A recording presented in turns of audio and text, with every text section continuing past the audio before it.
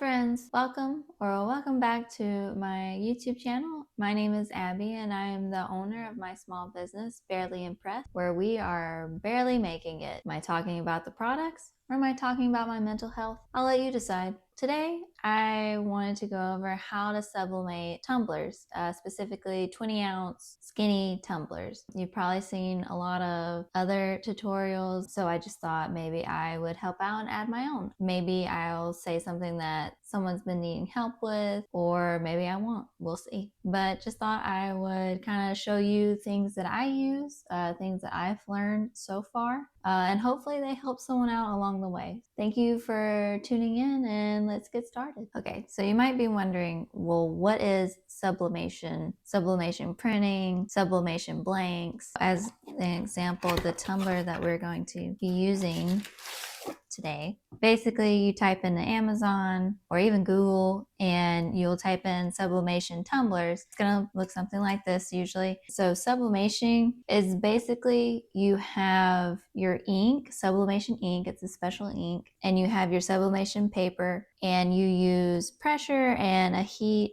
to adhere the ink to your tumbler or whatever blank you are using. You have to be sure that it is a sublimation blank because sublimations have a special coating on them, especially like the tumblers and metals and things like that. As far as I'm concerned, they have a coating that's on them that helps adhere the ink from the paper to the substrate. The coating that is on these are typically like a polyester or a polymer based coating. If you remember from my intro video, I told you guys that I have a degree in polymer science. So that's like a little cool fun fact. And this is what a polyester looks like, in case you were wondering. That's also a fabric. If you ever hear like your shirt's made of polyester, yeah, that's polymers. Anyways, I'll continue. You need sublimation blanks. You need a printer that has sublimation ink, and you need sublimation paper. And you also need a heat press. And I will show you all the ones that I use and everything that I use in this video, and or have used like other things. So a different brand of these maybe I will link in the description if you guys want to check them out. So like I said, you need sublimation ink, but you also need a printer. And let's go over to mine. So this is the printer I use for any of my sublimation prints. This is the Epson EcoTank ET2800. So you also might have heard, and I don't know how in depth other tutorials that you saw went through this, but you might have heard like some people say like, yes, I converted my printer to a sublimation printer. Basically what you do, like let's say, okay, you bought a brand new ET2800, you get the box. It comes with the ink. So the actual like printer manufacturer, they will send you all this instructions, setup instructions and all that jazz, but they also send you ink. So what you're not gonna do is use that ink. Do not use that ink unless you're using it for an inkjet printer. If you're wanting to convert it to sublimation, what you'll do is you'll purchase some sublimation ink. You can get that from Amazon, you can get that from other places. I got mine from Amazon. So I got the Hippo brand ink package that I got, it came with like some of their own sublimation paper and I think some other goodies too. But basically you want sublimation ink, and then you'll follow the same directions that you got with your printer. You'll use those directions, but instead of the ink that came with the printer, you will put the sublimation ink inside your printer. Make sure that, I know some ink bottles come with different tops, so just get the ones that basically fit inside your printer. I'm sitting here rambling about the ink and I could just show you guys the ones that I got. So I still have some of the black ink. The top is like this, and if you give me a minute, I'll show you how it sits in there. So here at the front, you see we have our different ink levels: black, yellow, magenta, cyan. And then on mine, all I have to do is lift this part up, and here is where my ink will go. And so it kind of has like some what not to do instructions here on the front, so that's nice. So I have the black ink, so this is where it will go in. So you see it has a little nozzle right here. So basically you'll take your ink and you can push it down and it'll start to fill up. And so you'll do that whenever you're setting your printer up. You'll do that for all the colors.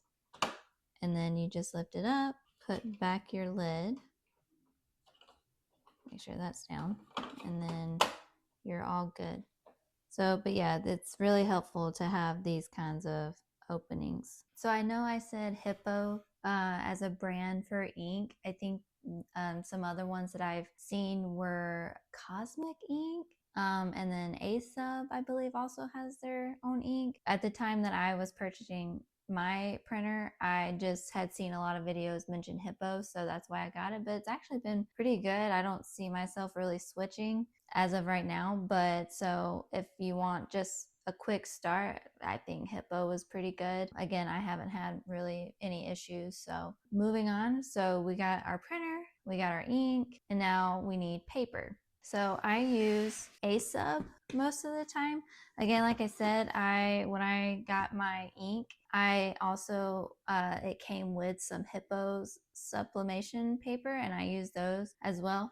Again, I didn't have really any issues. I think the next go around, I was just gonna try different papers. Since I like their ink, I was just gonna see if, okay, is there a difference? So you will see, so A-Sub, so I have the 105 grade, and then I have the 125 grade. From what I can just really tell is this one is more so, and it says like key applications on the box, but it says that it's great for high quality like polyester material, mugs, plates, porcelain, mouse pads, things like that. For the 105 phone cases, this one is for all kinds of polyester materials. I've used both on different ones, and it really depends on how you like how it lays the ink down, I guess you could say. So the 105, it is, to me, feels thinner, and so it's easy to wrap around things. So like with the tumblers, for me, it's easier to wrap things. This is a slightly thicker paper.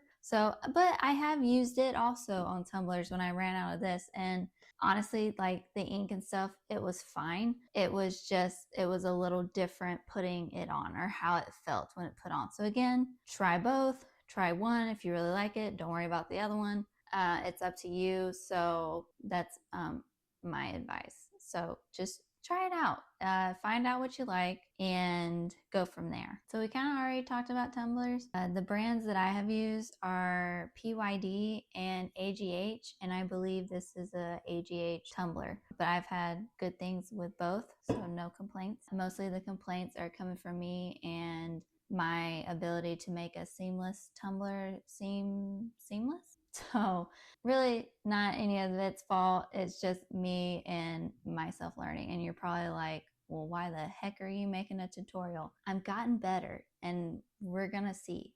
I've gotten better. So the next thing probably is your design, and I'll show you the software and things that I use, and then you have your heat press. And when we get to that point, I'll show you guys mine. Let's go to the computer. Before we do that, I'm getting ahead of myself. I apologize. We need to measure our tumblers so that we know what to make our design. So let's do that. Again, the things that I have for like the office and stuff, I will also link below so you guys can check them out.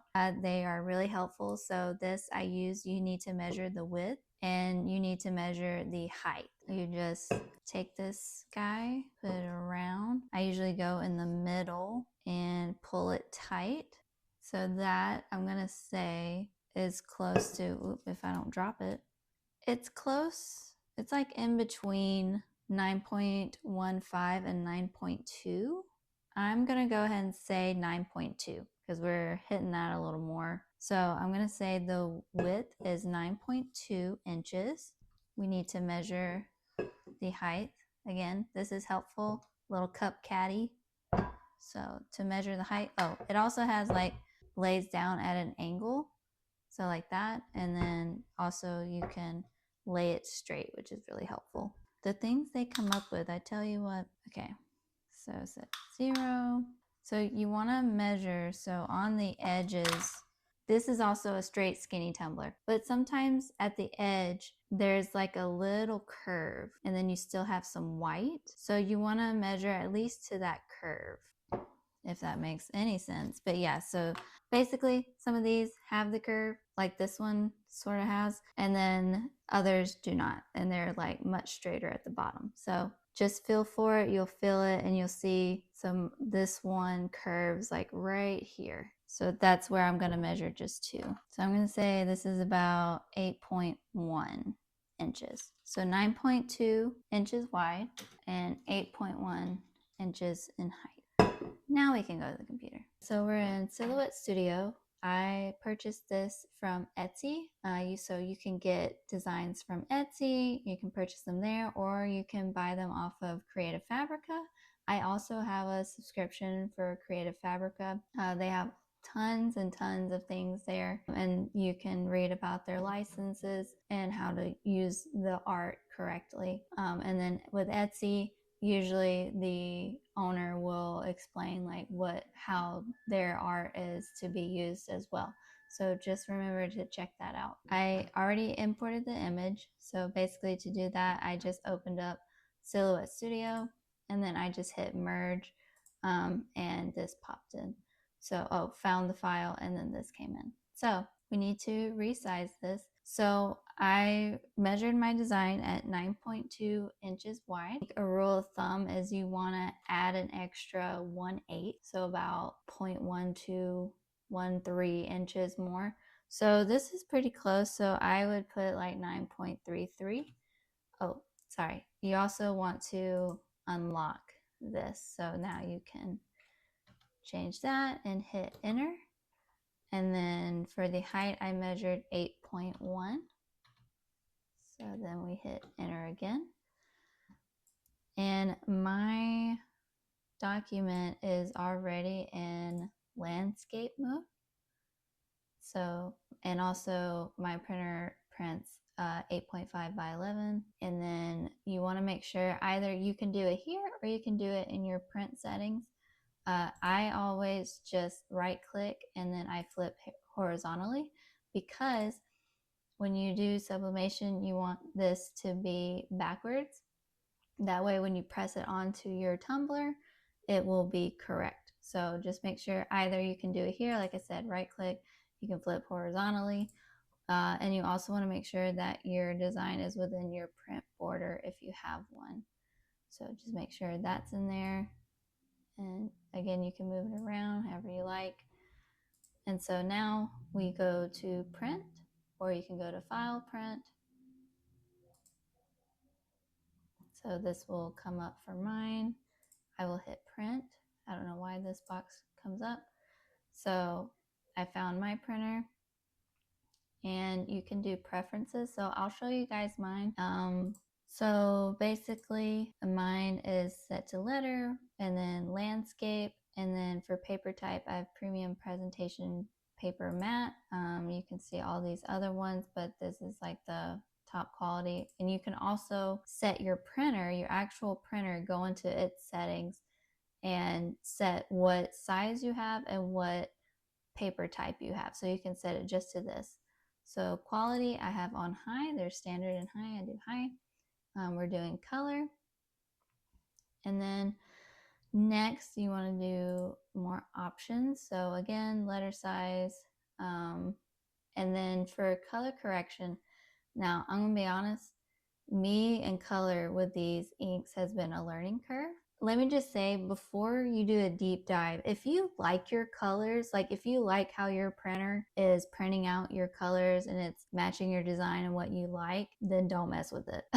Because I went down a rabbit hole with this kind of stuff. So if you're not really liking what you're seeing, my advice would be if you go to custom under color correction, advanced. So mine is set to Epson Vivid. And then I changed the brightness, contrast, saturation, and density. Density, I believe, is just how the printer lays down the ink. So if it's a higher density, then it lays it down heavier. So maybe for things like mugs or sublimated glass tumbler or glass cans, you might want a little more density, just to make sure that like you have a lot going on to the cup. And then these are just for like the color saturation for your colors and contrast and brightness. So I saw these settings being used a lot, the 9, 7, 50, and 4. So you might want to try those. I've also seen people change this to Adobe RGB, and they set the gamma to 2.2. I think 1.8 is the other one, 2.2. And then they'll use these same settings. So you might want to try that if you don't like your colors or how they're coming out. Then if you try this and you still don't like it, then you might want to look into ICM or ICC profiles. So I also had to do that. My ICC profile that I use is not what the driver was for the printer. I just wasn't liking how things were coming out. I can try and find the YouTube video I watched. It was from other content creators and crafters that are much better at explaining ICMs than me and ICCs. So I will do my best to link those as well so that you guys can check those out. If you're having color issues, they go into a really good detail of explaining them. So before changing anything, before going that deep in, then I would at least try these numbers, and then you hit OK and OK. Oh, also, so like I said, you could set the mirror. You go to preference. If you go to more options, then you can select mirror image. So you don't have to do the whole right click horizontal thing. If you want, you can just hit that and probably make your life better. I also have bidirectional printing turned off. I think that speeds up the printing. And if I can slow it down and like have the ink really like lay down really well, then that's what I would do. In this, you can rotate your mirror image. So, okay. And then apply and then print. Here we have our design. The ink looks a little faded, but that's okay. Whenever it comes to the heat and the pressing, it comes out looking good. So now we're going to cut it. So I'm going to actually leave this little white piece on this side, and I'll show you what I do with the other side after I cut it. So what I'm going to do is the side that doesn't have the white edge, so this one has the white edge, I left that piece on there. This one does not. So this guy I'm going to tape across the back just to help with any like overlap, and so that the ink doesn't overlap and become darker.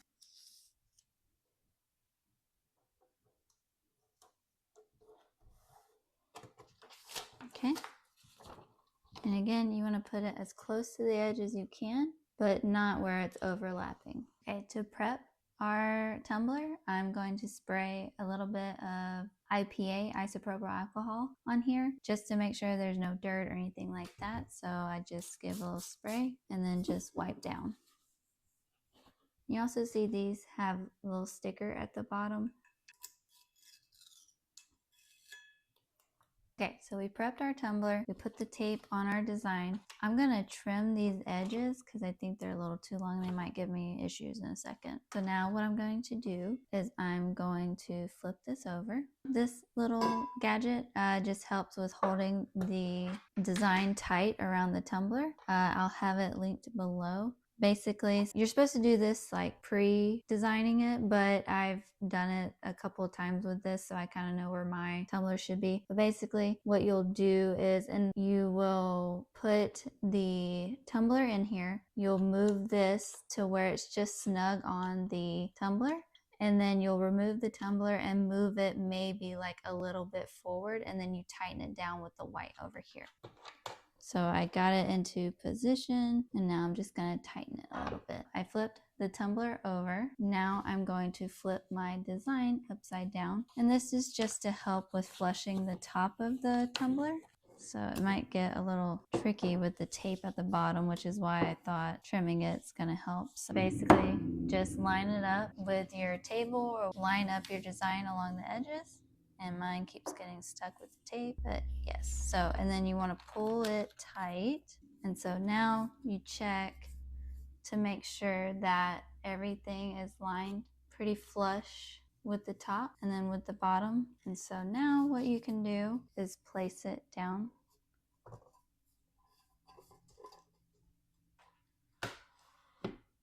So once you have it down, you can feel around and you can tighten it some more. And you also want the side that you want to put down first is the side with the tape. So put the tape side down first and then the other side down on top of it. And then you can put down the edges of the tape.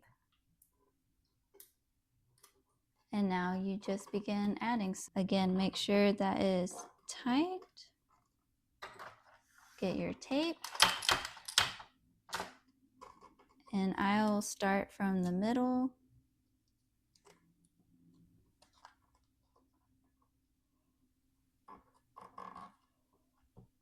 And then at the top.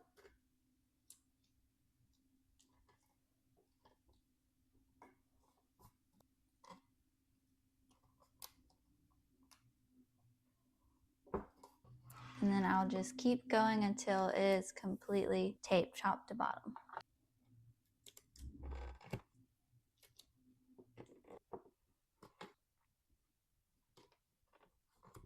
So then just feel to make sure that this is tight.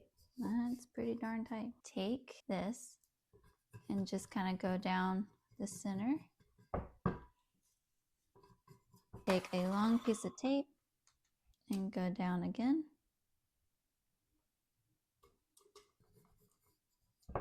Now we're going to tape the edges.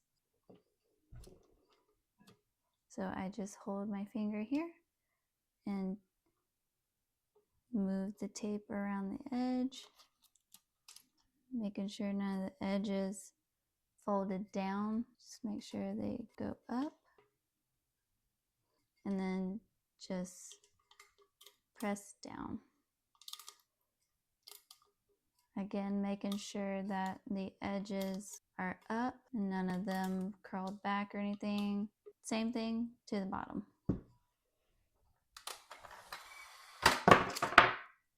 Whoops.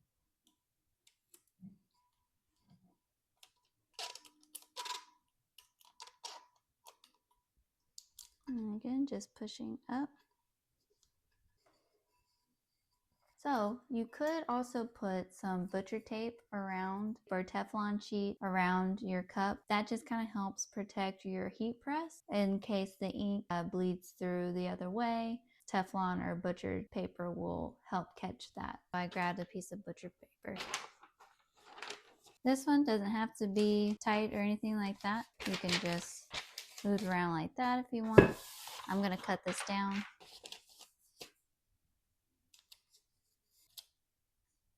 For my heat press, I use the HT Virant Auto Heat Press. It's really simple. So you have your power button, you have the temperature, your timer, and these are used to adjust. And then this is letting you know when it's already heated and ready to go. And it's also like a start-stop button. Actually, I think any of these become a stop button if you need to, like if it's counting down and you need to take it out or something. I press mine for 365 for 70 seconds, and then I will rotate and then do it again. Again, just check your manufacturer of whatever sublimation tumblers you get and just check their recommendation on temperature and even pressure and time and just go from there. So let's get started.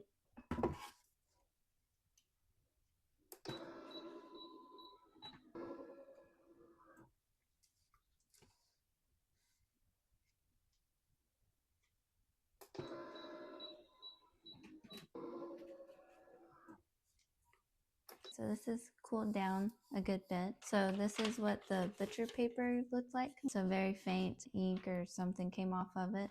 Oh, I highly recommend getting one of these to help pull tape off.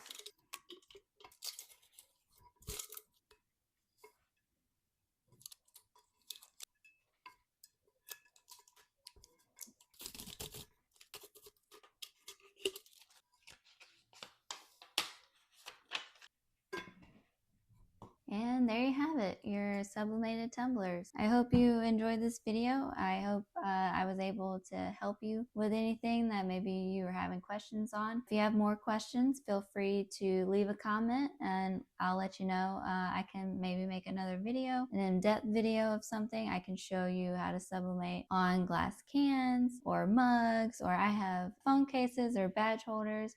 Those things are all available in my Etsy shop. So if you want to check out my shop, my link is in my channel.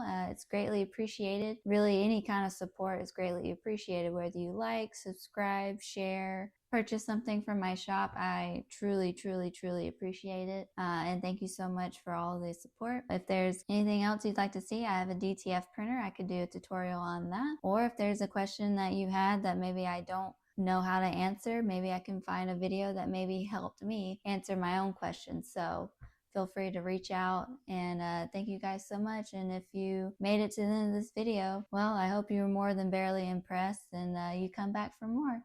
Bye.